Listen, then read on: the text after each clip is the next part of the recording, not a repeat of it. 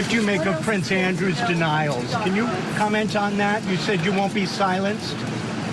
He has been outspoken. He knows what he's done, and he can attest to that. So. Can you repeat that? We can't hear you. Step up. He knows exactly what he's done, and I hope he comes clean about it. That's Virginia Giuffre, one of the highest profile accusers of Jeffrey Epstein. Her name came up throughout the Ghislaine Maxwell trial, and they're pointing the finger at Prince Andrew, who obviously was a friend of Jeffrey Epstein's. Take a look. She claims that she was sex trafficked by Epstein and Maxwell to rich and powerful men as just a teenager. Epstein, we know, died apparently by suicide. That's the official report. Maxwell is currently in prison for sex trafficking.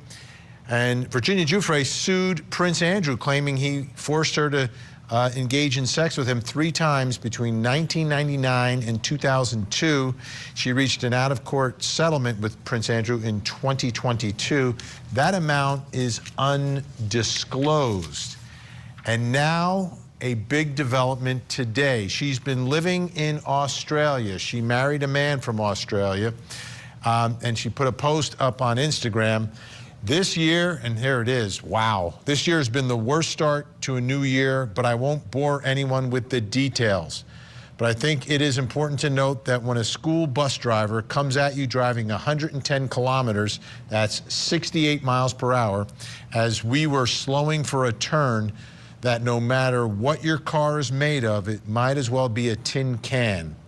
I've gone into kidney renal failure. They've given me 4 days to live, transferring me to a specialist hospital in urology. I'm ready to go, just not until I see my babies one last time. But you know what they say about wishes, blank in one hand and wish in the other, and I guaranteed it's going to be blank at the end of the day. Thank you all for being the wonderful people of the world and for being a great part of my life. So she is announcing that they've told her she just has days to live, but getting struck by a school bus going 110 kilometers. Let's bring back in the rest of our think tank. Al Wunsch III, Darnell Crossland. So what does this mean now? If all of this is true, and hopefully it's not, hopefully she will survive all this, but she may not, according to what she's saying she's been told. Will this add to the legacy of the conspiracy here?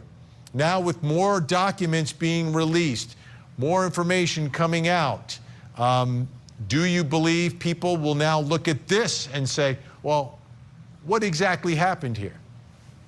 Well, people love conspiracies, so they're going to see what they want to see, regardless of the fact that the bus driver was going at 68 miles an hour on a bend. You know, I really don't think that there's anything that goes to that level and says that she was silenced, because if they were going to silence her, it would have been way before this point.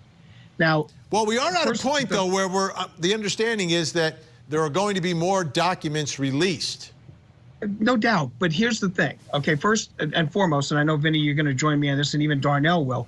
We, you know, our prayers are with her and with her family, and that we do hope that she does recover from this. And it just would be a wonderful, you know, part of the story if she does recover. And that is, I want to make sure that everyone realizes that. But, you know, you've got a situation here with Prince Andrew, the Duke of York. Okay, and I don't think people understand who he is, actually. He's the younger brother of King Charles. Okay, he's the 3rd child and the 2nd son of Elizabeth II and Prince Philip. Okay, you know, these are not, you know, unpowerful people, obviously, but nothing at this stage of the game. There was an undisclosed amount that she settled for. Obviously, there was something taken care of. He's made a fool out of himself with regards to any interview he's done relative to this incident, relative to what he's known about Epstein and things along those lines. I don't think at this stage of the game that we need to start looking into this as the, you know, the JFK conspiracy reboot. And that, you know, someone dies somewhat, you know, in an accident. Let me ask you, before we run out of time, Darnell, is this something that you believe investigators in Australia will take a closer look at, or just look at it as an accident and do no further investigation? it's going to be looked at just as an accident with no further investigation. It's too attenuated from the Epstein matter. Now, the conspiracy theorists don't need much. Princess Di, same thing. They didn't want her dating, I guess, the guy she was dating, and then she had a car accident.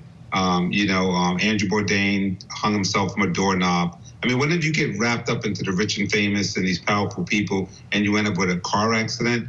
And that's such a eerie text message or post.